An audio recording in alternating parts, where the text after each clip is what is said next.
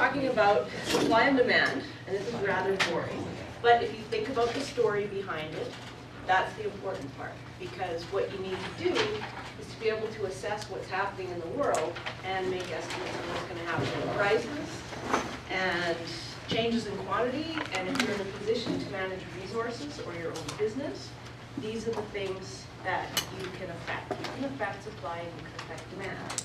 You affect supply through producers, okay? So if you are a producer, you can affect supply yourself. If you want to affect consumption, you have to change people's perceptions. You have to change their needs. You have to change the quantity they purchase through changing in prices. And you can rise, increase prices or decrease them through taxes and subsidies and those kind of things. Okay? So it's pretty straightforward. It should be a review of what you've done before, but the important point is to apply it in this particular assignment. So we talked about demand first and then supply. We put them together for the market.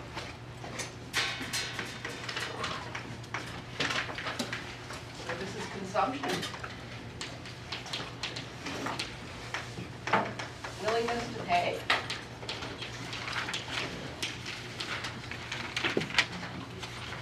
And it's the relationship between price and quantity. It's a positive relationship. Negative relationship, or inverse. So as one goes up, the other goes down. Dinosaurs in here in the corner. Supply has to do with production. There is an incentive to produce more if you're a producer, and the prices go up because you're going to make more money. So, incentives through price.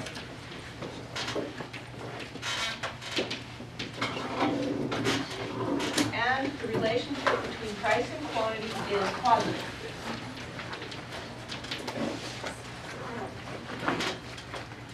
We also talked about the exogenous factors. So what are the factors that cause the shift in the entire curve? When we talk about demand, we're talking about this particular curve, right? Quantity is down here and price is here. When we talk about supply, we talk about the supply curve. So S is here, quantity and price are here. So anytime you move price, you move along the curve. Okay? How do we shift the curve? What are the factors that are going to make the curve move one way or the other? What are the factors for demand? Remember?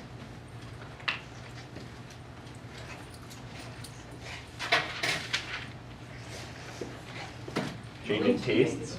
What? Changing tastes. Change in taste, yep. Income. Yep. What else?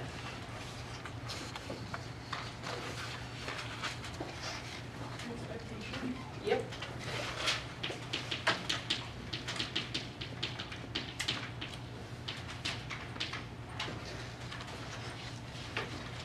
Population is another one.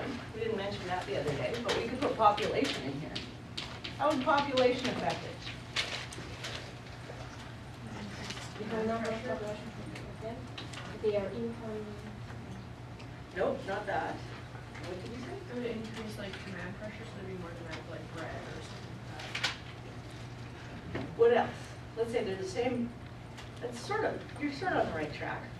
You mean kind of the change of the number of population, kind of more Yes. demand, less demand? Yes. Like that? More people, more demand, right?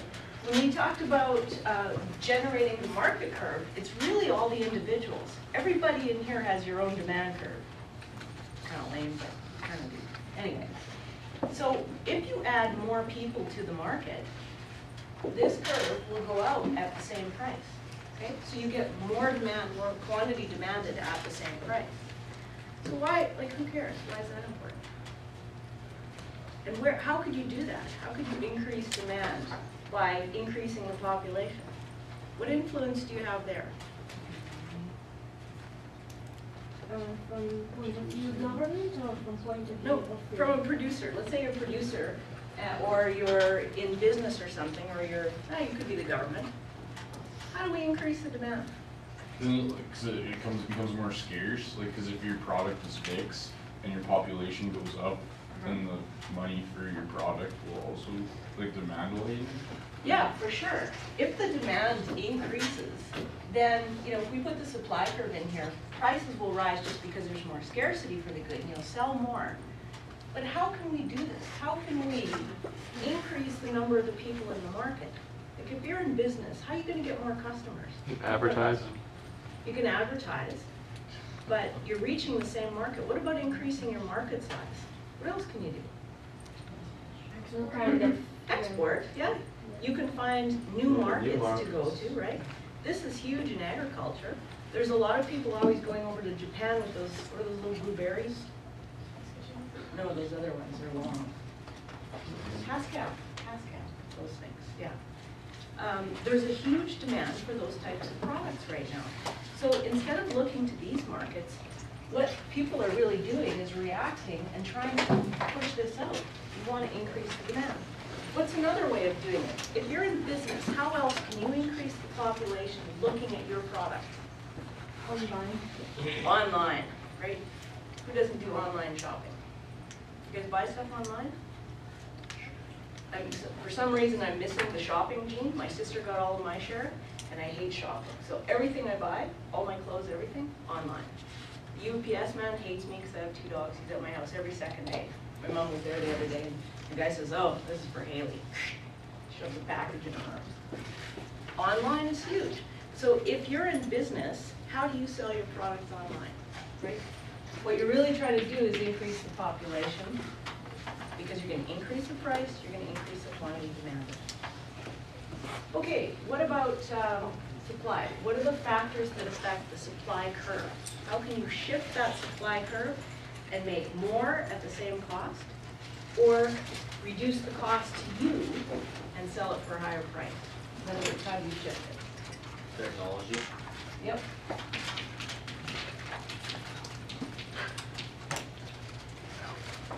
So Subsidies, expectations, again. expectations will work here too. Production costs. Yeah, you can reduce the cost of inputs, change inputs in some way.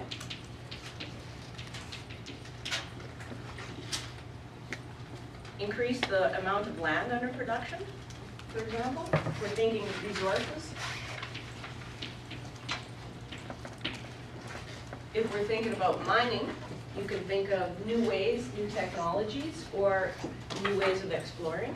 Changing technology so you can actually get the supply from places we couldn't before. We talk about running out of oil, and then all of a sudden, like we've got a certain supply of oil, right? It looks like this right now. You would call this maybe known reserves.